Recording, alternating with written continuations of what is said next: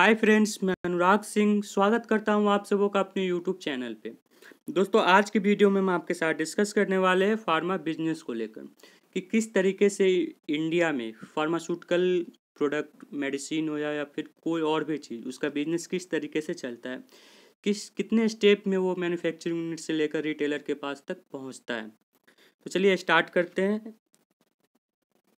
अगर अभी तक आपने हमारा चैनल को सब्सक्राइब नहीं किया तो प्लीज़ इसे सब्सक्राइब करें और लाइक शेयर करना ना भूलें, ताकि फार्मेसी से रिलेटेड इंटरेस्टिंग इन्फॉर्मेशन आप तक पहुंच सके। फार्मास्यूटिकल डिस्ट्रीब्यूशन किस तरीके से इन फार्मास्यूटिकल प्रोडक्ट हो, चाहे ड्रग्स हो या फिर कोई भी सर्जिकल प्रोडक्ट हो, उसका डिस्ट्रीब्यूशन कैसे होता है, इस चीज़ को समझेंगे हम। और इसके डिस्ट्रीब्यूशन पे मैन्युफैक्चरिंग यूनिट से लेकर रिटेलर तक कितना प्रॉफिट है और क्या मार्जिन होता है, इन सारी चीज़ों को देखते हैं।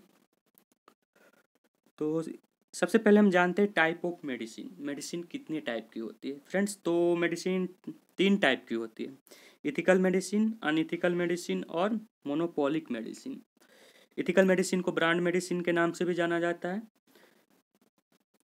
और ये जो इथिकल मेडिसिन है, इसका जो प्रॉफिट हो, मार्जिन हो, ये फिक्स रहता है और बहुत ही कम रहता है एज कम्पेयर टू जेनरिक हो या फिर मोनोपोलिक। क्योंकि जो कंपनियां इथिकल प्रोडक्ट बनाती है वो प्रोडक्ट पे ज़्यादा खर्चा करती है, चाहे इसकी मैन्युफैक्चरिंग हो, पैकिंग हो, लेबलिंग हो, उस पर कंपनियां क्या करती है, ज़्यादा खर्च करती है। और इसके मार्केटिंग पे भी कंपनियां ज़्यादा खर्च करती है, इसलिए इथिकल प्रोडक्ट पे क्या हुआ है, मार्जिन कम है। ठीक ना। और कुछ फेमस कंपनियां हैं जैसे जॉनसन एंड जॉनसन, फाइजर, ये कंपनियां ज़्यादातर इथिकल प्रोडक्ट ही बनाती हैं। उसके बाद आता है सेकेंड नंबर में अनइथिकल, जिसे हम जेनरिक कहते हैं। तो जेनरिक मेडिसिन वो मेडिसिन है, जैसे कोई ब्रांड मेडिसिन है, ठीक ना, और किसी सॉल्ट का पेटेंट हो रखा है, तो उसका पेटेंट क्या है, एक टाइम लिमिट के लिए होता है। उस टाइम के बाद वो एक्सपायर हो जाता है। तो एक्सपायर होने के बाद जो वो सॉल्ट होता है, उसे हम जेनरिक प्रोडक्ट कहते हैं। और जेनरिक प्रोडक्ट फिर सारी कंपनियां बनाने लगती हैं उस सॉल्ट को। और जेनरिक प्रोडक्ट का जो मार्जिन होता है वो एज कम्पेयर टू इथिकल ज़्यादा होता है, ठीक ना। और इसका जो प्रिंट रेट होता है, इस पे जो मार्जिन होता है, जो मैन्युफैक्चरिंग कॉस्ट लागत होती है अनइथिकल प्रोडक्ट पे, वो क्या, उसका जो रेट होता है, वो एक्चुअल रेट वो 4 to 5 टाइम ज़्यादा होती है, ठीक ना। तो आप कह सकते हो कि एमआरपी से जो इसका रेट है वो 4 to 5 टाइम लेस देन कम होती है जेनरिक प्रोडक्ट का रेट। इंडिया की कुछ फेमस कंपनी है जैसे सन फार्मा हो गई। सन फार्मा इंडिया में नहीं, वर्ल्ड फेमस कंपनी है जो कि जेनरिक प्रोडक्ट बनाती है। उसके बाद सिप्ला हो गई। सिप्ला की भी बहुत सारे प्रोडक्ट जेनरिक ही आते हैं। इसी तरह थर्ड में आता है मोनोपोलिक प्रोडक्ट, ठीक है ना। ये मोनोपोलिक ना तो इथिकल है और ना ही जेनरिक है, ये बीच का प्रोडक्ट है। और सबसे ज़्यादा मार्जिन इसी पे होती है। इस पर तकरीबन 40% 50% मार्जिन होती है। जैसे एक लाइफ केयर फार्मा है जो कि जेनरिक प्रोडक्ट बनाती है, और बहुत सारी ऐसी कंपनियां हैं।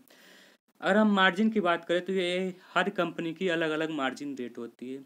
हर फार्मास्यूटिकल इंडस्ट्री हो गई, वो अपना मार्जिन अलग अलग रखती है, बदलता रहता है, ये कोई फिक्स नहीं है मार्जिन। अब हम देखते हैं इसके डिस्ट्रीब्यूशन को। तो ड्रग का जो डिस्ट्रीब्यूशन है वो मैन्युफैक्चरिंग यूनिट से लेकर पेशेंट तक कैसे होता है। सबसे पहले तो कंपनी आ गई जहाँ पे प्रोडक्ट बनती है। और जब प्रोडक्ट बनने के बाद कैरिंग एंड फॉरवर्डिंग एजेंट, जो कि जिसे हम CFA कहते हैं, वो क्या करती है, कंपनी से प्रोडक्ट, उसके वेयर हाउस से प्रोडक्ट लेती है। और प्रोडक्ट लेने के बाद वो स्टॉकिस्ट के पास देती है। स्टॉकिस्ट से कौन लेता है, डिस्ट्रीब्यूटर। डिस्ट्रीब्यूटर से रिटेलर फार्मेसी, और रिटेलर से वो प्रोडक्ट पेशेंट के पास जाता है। एक चार्ट के थ्रू आप देख सकते हैं, मैन्युफैक्चरिंग यूनिट से प्रोडक्ट पहुंचता है CFA। CFA से सेंट्रल वेयर हाउस में प्रोडक्ट स्टोर किया जाता है, वहाँ से सुपर स्टॉकिस्ट प्रोडक्ट को लेते हैं। और सुपर स्टॉकिस्ट के बाद ये स्टॉकिस्ट के पास जाता है। सब स्टॉकिस्ट से कहाँ जाता है, ये रिटेलर शॉप पे। और सुपर स्टॉकिस्ट से हॉस्पिटल।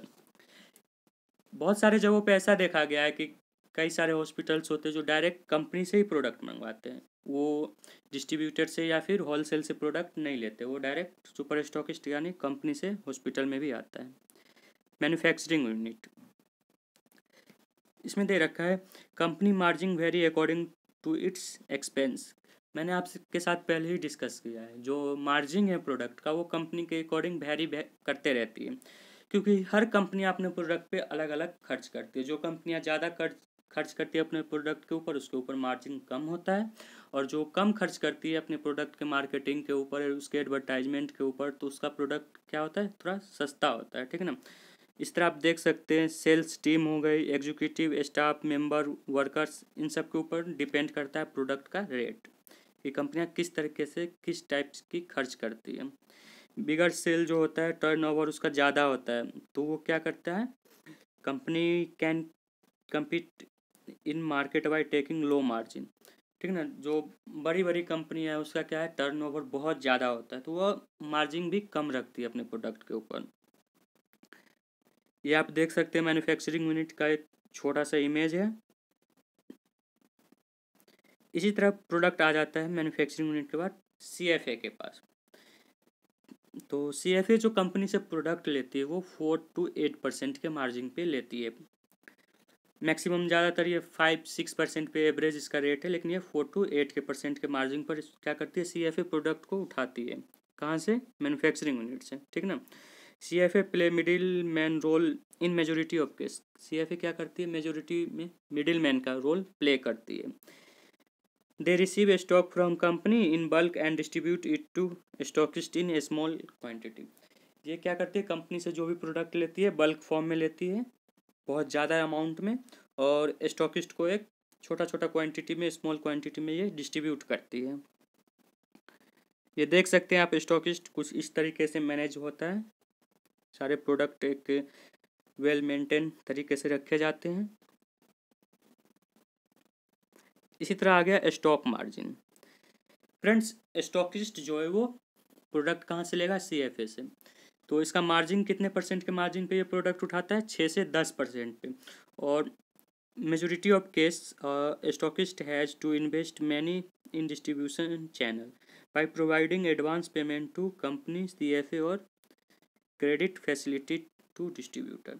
क्या करती है CFA, सबसे पहले तो 6 से 10% के मार्जिन पे प्रोडक्ट उठाए, और ज़्यादातर केसेस में ये प्रोडक्ट के लिए एडवांस पेमेंट करती है कंपनी को, CFA को, और जो डिस्ट्रीब्यूटर है उसके क्रेडिट के अकॉर्डिंग ये क्या करती है, प्रोडक्ट को प्रोवाइड करती है। ये स्टॉकिस्ट का एक डायग्राम इमेज आप देख सकते हैं। ठीक है ना। इसी तरह प्रोडक्ट पहुंच जाता है डिस्ट्रीब्यूटर के पास। किसी भी प्रोडक्ट पे जो डिस्ट्रीब्यूटर का मार्जिन होता है वो अप्रोक्स 8 से 12% का मार्जिन होता है। ठीक ना। Medicine wholesaler business profit margin is good in pharmaceutical industry. और जो मेडिसिन का मार्जिन है वो डिस्ट्रीब्यूशन के पास ही अच्छा खासा होता है फार्मा इंडस्ट्री में, 8 से 12% का।